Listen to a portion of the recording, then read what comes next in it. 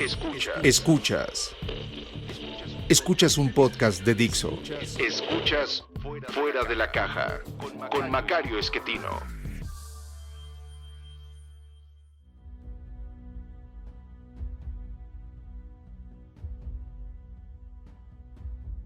Bienvenidos, esto es Fuera de la Caja.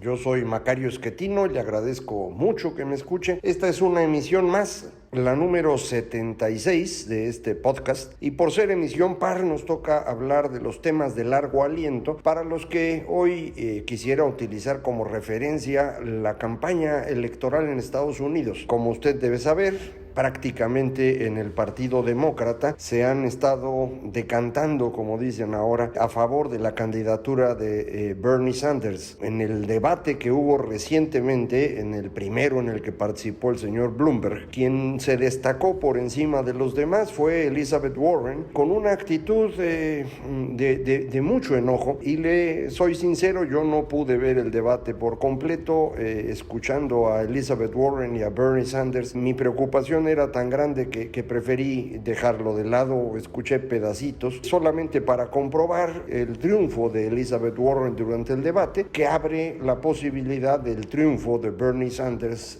para la candidatura. Los otros cuatro participantes, digamos todos ellos moderados comparado con los dos que ya mencionamos, no tuvieron un desempeño relevante. Mike Bloomberg mostró que no tiene habilidades para comunicar, algo verdaderamente preocupante en quien ya ha sido el alcalde de la ciudad más importante del mundo y que además tiene muchísimos miles de millones de dólares, pero eso no es suficiente para ganar la presidencia de Estados Unidos, y lo está aprendiendo en este momento el señor Bloomberg. Joe Biden, quien tiene la trayectoria política más destacada de los que ahí estaban presentes, tampoco parece tener energía suficiente para esta campaña, y a pesar de haber sido el favorito hasta hace muy poco tiempo, ha ido perdiendo espacio. Y finalmente el joven, comparativamente, Pete Buttigieg y Amy Klobuchar estuvieron peleándose entre ellos. Parece que la señora le tiene muy mala fe a Pete y no le permitió desarrollar más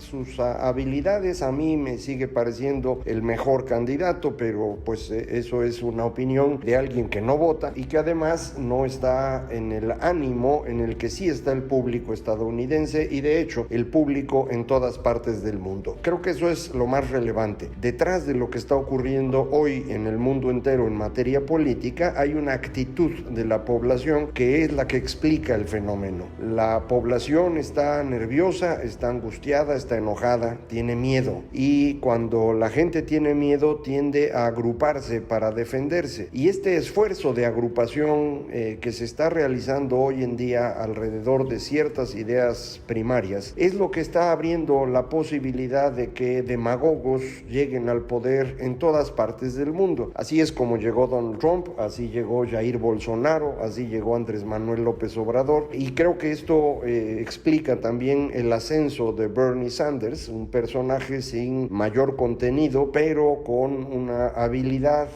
demagógica relevante. Puede decir lo que sea, no tiene mucha preocupación por los datos, por las cifras reales. Elizabeth Warren le estuvo haciendo énfasis en ello durante el debate, no solo a él, pero también a él, acerca de pues que los números que él tiene en particular para el plan de salud pues no cuadran, pero no importa, nadie hace cifras en estos momentos en el mundo, todos están preocupados, angustiados, enojados, llenos de miedo, y eso es lo que explica el comportamiento político en todas partes. Este miedo en Estados Unidos se está reflejando, insisto, en esta agrupación alrededor de temas que del lado demócrata tienen que ver más con el miedo a la naturaleza, y por eso los asuntos que más les preocupan tienen que ver con cambio climático, con el tema de salud, y en el lado republicano es más un miedo a los otros, y por eso sus preocupaciones se centran en terrorismo y en migración. Evidentemente hay otras cosas importantes, pero creo que estos reflejan muy claramente este miedo que se tiene hoy en el mundo y que se distribuye distinto, digamos, con base en la forma de pensar en materia política de cada grupo. Como usted sabe, esta forma de pensar política tiene su origen en ciertas características de las personas que tienen más o menos interés en alguna de las dimensiones de la vida social. Jonathan Haidt, en un libro bastante interesante, me parece, que se llama en inglés The Righteous Mind, no recuerdo cómo lo tradujeron al español. Esta palabra righteous es complicada de traducir, tiene que ver con esta posición medio de mocho, medio de, digamos, demasiado purista en cuestiones que tienen que ver con la moral. Puede haberse traducido como la mente moralina, pero no recuerdo cómo se tradujo al español. En este libro, el señor Haidt trata de explicar las agrupaciones políticas con base en estas dimensiones de la vida social. Por ejemplo, la preocupación por cuidar al otro, que es una preocupación muy marcada entre quienes se llaman de izquierda y menos entre quienes se llaman de derecha. Pero la cuestión interesante es que hay otras dimensiones en donde la gente de izquierda no tiene prácticamente ningún reflejo, pero los de derecha sí. Por ejemplo, lo que tiene que ver con pureza, lo que tiene que ver con autoridad, con orden. Y lo que dice Haidt es, bueno, simplemente se trata de un distinto énfasis en cada una de estas dimensiones de la vida social. Y esto es lo que explica el por qué la gente se va agrupando políticamente en izquierda o derecha. Yo insistiría que izquierda y derecha no tienen mucha utilidad en este momento en el mundo, la dejaron de tener hace tiempo, pero es la manera como seguimos clasificando, porque lo siguen haciendo los medios.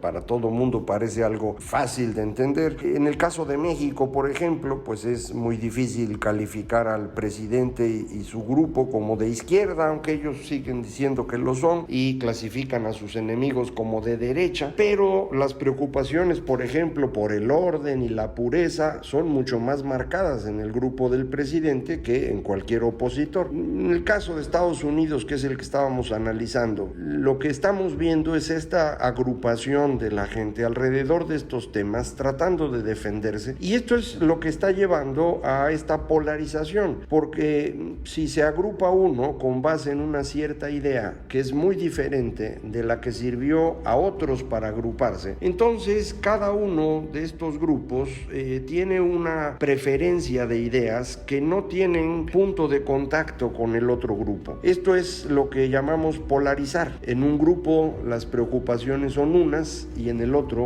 son totalmente distintas. Al no tener un punto común en donde todos estemos preocupados, simplemente no hay manera de platicar. Las preocupaciones del grupo A le parecen al grupo B algo irrelevante y viceversa. De manera que al no poder platicar entre ellos, lo que tenemos es un enfrentamiento constante y creciente. Dado que los triunfadores en las elecciones lo logran precisamente enfatizando las preocupaciones del grupo que los lleva al poder, una vez estando en él, continúan ampliando esas preocupaciones y tratando de demeritar las preocupaciones del grupo opositor. Y esto lo que va generando es una polarización creciente, alimentada desde el poder, que al no permitir esta discusión de temas y el llegar a acuerdos, lo que hace es reducir las posibilidades de paz. A mí me preocupa mucho lo que está ocurriendo porque es un fenómeno creciente. Note usted que llevamos desde los triunfos importantes de los demagogos en el mundo apenas 4 años, y desde el principio de los grandes conflictos que se hicieron evidentes, que es alrededor de la crisis que empieza en 2008 y termina en 2011, pues no llevamos ni 10 años, y en ese periodo hemos logrado polarizar al mundo de una manera muy significativa. En este mundo polarizado,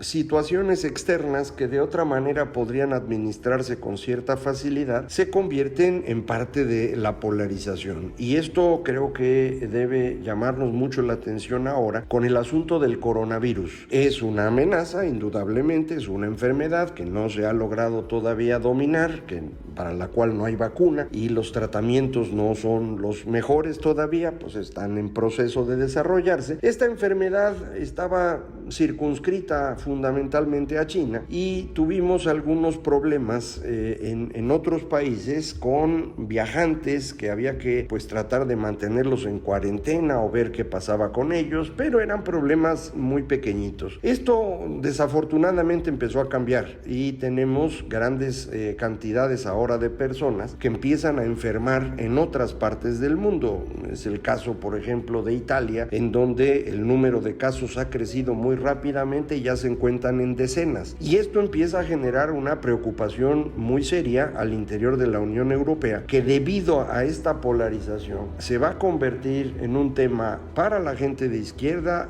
de una preocupación de miedo a la naturaleza, y para la gente de derecha en una preocupación de miedo al migrante, es decir, de racismo contra los chinos. Ya lo estamos empezando a ver y creo que esto va a ser creciente, y también lo vamos a empezar a ver, me parece, en los Estados Unidos, que ya tenía un conflicto comercial con China, iniciado de manera absurda primero por el señor Donald Trump y que después trató de mezclar con el tema de tecnología alrededor de 5G. Creo que ahora lo que hará el señor Trump es convertirlo en un tema prácticamente de racismo contra los chinos, y vamos, me parece, a ver una tensión en el mundo que no es bienvenida, que a nadie le parecería razonable, pero que en este momento en el que el mundo no es razonable, sino que es un mundo de miedo, va a ser fácilmente aceptada por la población y vamos a empezar a tener problemas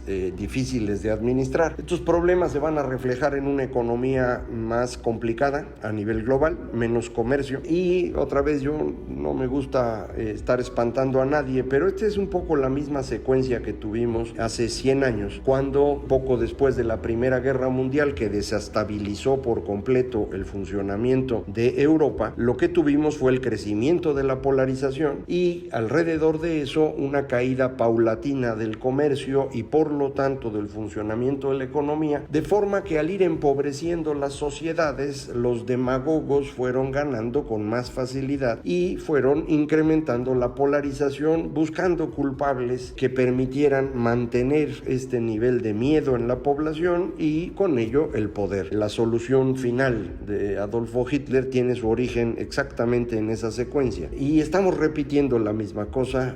Ahora aparentemente, si lo hacemos alrededor del coronavirus, pues será un problema con China, que es un país inmenso con 1.300 millones de habitantes. No es un asunto menor lo que esto podría iniciar. Entonces, observe usted cómo lo que hemos estado platicando desde hace algún tiempo de estas preocupaciones que se van dando en la población, que no puede entender lo que ocurre y por lo tanto no actúa ni racional ni razonablemente, sino que responde desde su miedo, desde su angustia, desde su enojo, y lo que busca es tratar de agruparse con otros parecidos a él o a ella, tener algún líder que parezca suficientemente fuerte para defenderse de los demás. Y pues esto no va a ser fácil de resolver. Si alguien esperaba que en Estados Unidos en la elección de este año tuviéramos una opción frente al señor Trump, bueno, pues esto ya no existe. Los demócratas están perfectamente dispuestos a votar por Bernie Sanders, que no es una opción frente a Trump.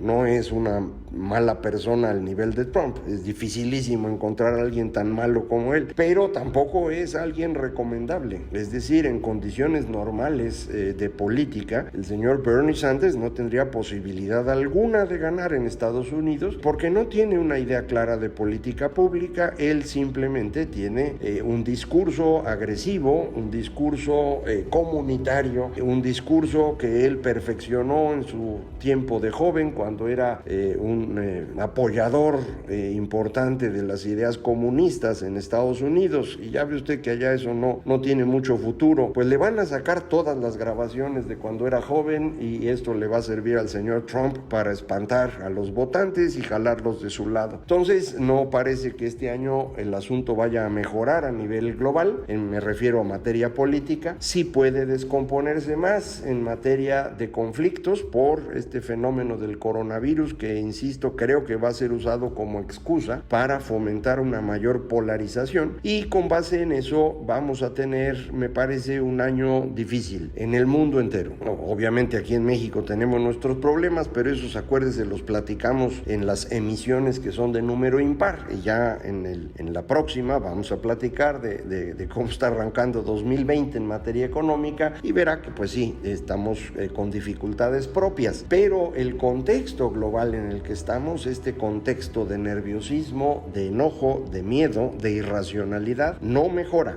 Y al no mejorar, esto significa, pues como dicen en Estados Unidos, 4 años más, al menos. No estoy seguro que en 2024 el señor Trump quiera irse de la presidencia de ese país. Evidentemente sería una cosa excepcional, pues sí, pero estamos viviendo tiempos excepcionales y no dudo que esto vaya a complicarse todavía más por un buen rato. Como es normal y ya lo hemos hecho en varias ocasiones, yo le insisto que quisiera darle noticias buenas, nada más que no hay. De eso yo no tengo la culpa. Lo que trato de hacer es ir identificando lo que ocurre bajo este marco de referencia que he ido construyendo, y pues lo que esto me permite ver es que la situación va a ser todavía compleja un buen rato más. Yo le había comentado que mi esperanza es que hacia el 2033, 2038 esto pudiera empezar a tranquilizarse. Ojalá así sea, pero pues de aquí a entonces siguen faltando más de 10 años. Este año en principio las cosas no parece que vayan a mejorar, sí pueden ir empeorando por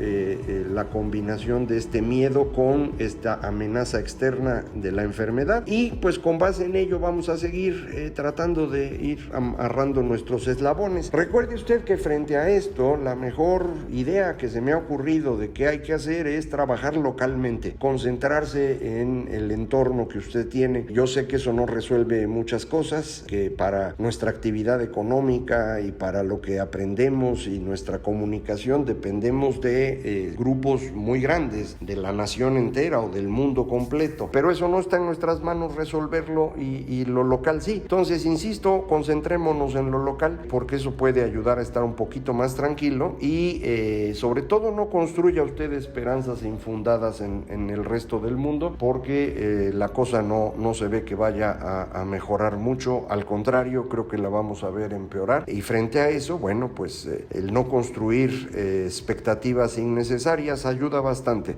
No le tengo más que decir ahora, me voy a despedir. Muchísimas gracias por escuchar esta emisión.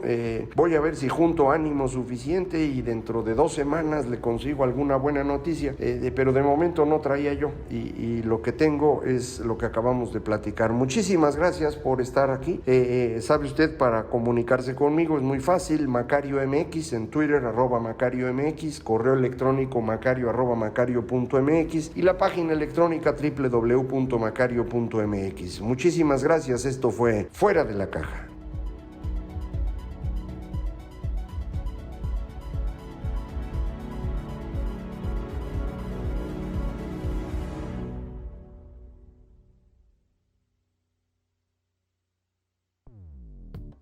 Dixo presentó Fuera de la Caja con Macario Esquetino.